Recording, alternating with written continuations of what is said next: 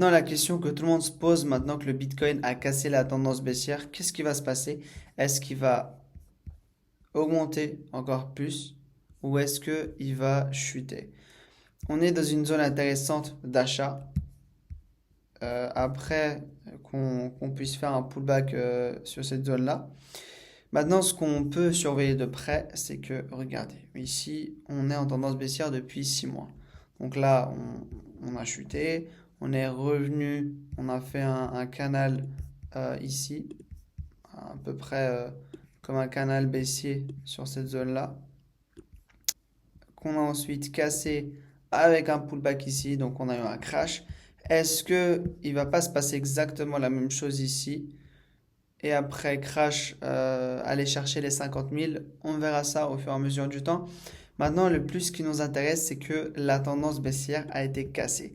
Donc, quand la tendance baissière elle est cassée, normalement, le Bitcoin, ce qu'il fait, c'est qu'il explose. Maintenant, moi, ce que je cherche actuellement, c'est qu'il y a deux scénarios possibles.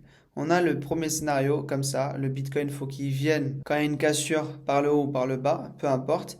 Moi, ce que je cherche, c'est que le Bitcoin vienne ici, et après, il va chercher ensuite le reste. Ça, c'est le premier scénario que moi, je suis en train d'étudier en ce moment. Après, il y a le deuxième aussi qui vient de faire ça.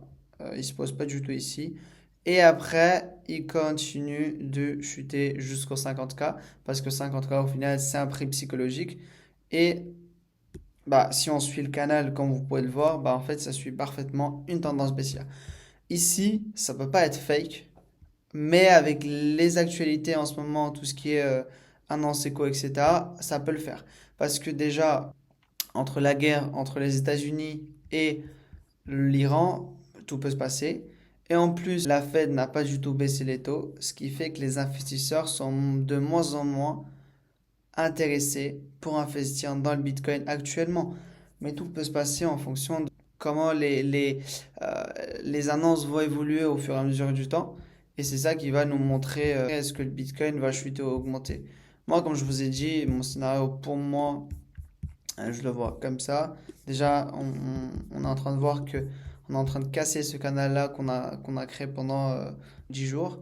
Là, on a eu l'explosion ici. On a eu une explosion du Bitcoin tout simplement parce que le Détroit d'Ormuz a été ouvert pendant 2 semaines. Donc, en fait, ça a laissé les investisseurs investir dans le Bitcoin.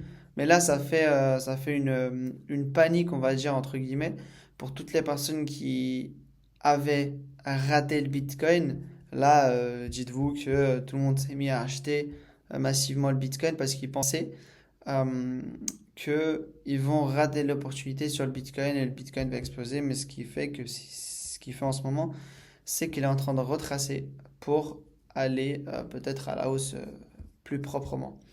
Là, comme vous pouvez voir en ce moment, le Bitcoin il fonctionne énormément avec les canaux comme ça. Bah là, on a déjà un canal à la hausse. Donc, si on commence à le casser ici, si on vient en M15, bah là, on commence à le casser avec un pullback au-dessus. Et après, on peut venir, comme je vous ai dit, chercher un pullback pour aller à la hausse. Et là aussi, on a un canal comme ici, la dernière fois qu'on avait crash, on a exactement le même canal, sauf que cette fois-ci, le canal, il est différent parce que on a une hausse.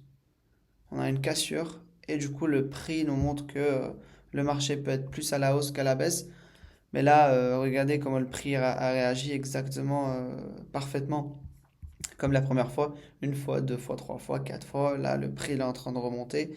Mais par contre, ce qui nous intéresse le plus, c'est que le prix il tienne ici. Donc sur la trendline et en plus sur la trendline à la hausse.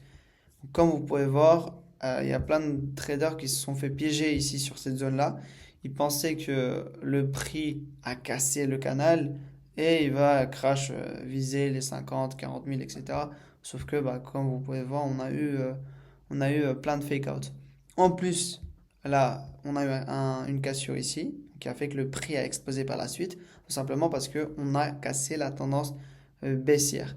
Est-ce que il se passe pas exactement la même chose, ce qui s'est passé ici. Après, ça sent un M15, c'est pas du tout la même chose. Mais est-ce qu'il se passe pas exactement ce qui s'est passé ici? Il va se passer euh, sur le long terme. Vous voyez ce scénario qu'on a créé ici? et ben en fait, on est en train de créer exactement ce scénario ici pour ensuite exploser à la hausse par la suite. Et là, en fait, en ce moment, on peut rien prévoir du tout, parce qu'avant, on savait que tous les mercredis, il y a Powell qui va parler, etc., par rapport au taux d'intérêt. Est-ce qu'il va les baisser, est-ce qu'il va les augmenter? Et on pouvait anticiper le marché à la hausse ou à la baisse, etc. On pouvait toujours anticiper. Maintenant, on peut rien du tout anticiper, parce que à 2 heures du matin, Trump balance un news à la con. Il va dire, je sais pas, je vais attaquer l'Iran, etc. Tu dors le soir avec 4%. Et tu te lèves le matin avec un SL ou avec moins de 2%. Et tu te dis, qu'est-ce qui s'est passé? Bah maintenant, en fait, on peut toujours rien prévoir. Il faut juste être pote avec Trump ou avec ses associés, etc. pour pouvoir anticiper le marché. Sinon, c'est très compliqué. On peut, par exemple, avoir un scénario parfait ici et se dire que, ouais, c'est bon, le marché, il tient. Tout est parfait, on reprend un achat et le marché va exploser. Trump, il va balancer des news à la con. Et hop, on va voir peut-être le Bitcoin qui va chuter de 10K. Alors que techniquement, le Bitcoin est à la hausse, oui. Mais géopolitiquement, etc., avec tout ce que Trump balance, malheureusement, des fois, ça ne peut pas aller comme prévu. Donc c'est pour ça qu'il faut se méfier en ce moment. Il ne faut pas risquer tout son capital. Il faut respecter ce qu'on est prêt à risquer pour justement pouvoir anticiper le marché, etc. Jusqu'à ce que ça va se calmer un peu. Après, c'est lui qui voit, c'est lui qui décide par rapport à tout, mais bon, vous voyez là, ici, le marché il est en train de réagir à la hausse. Donc, est-ce qu'on n'aurait pas une hausse comme ça? On verra.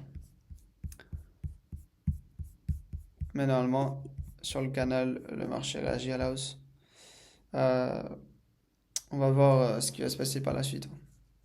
Dites-moi dans le commentaire, est-ce que vous le voyez à la hausse ou à la baisse?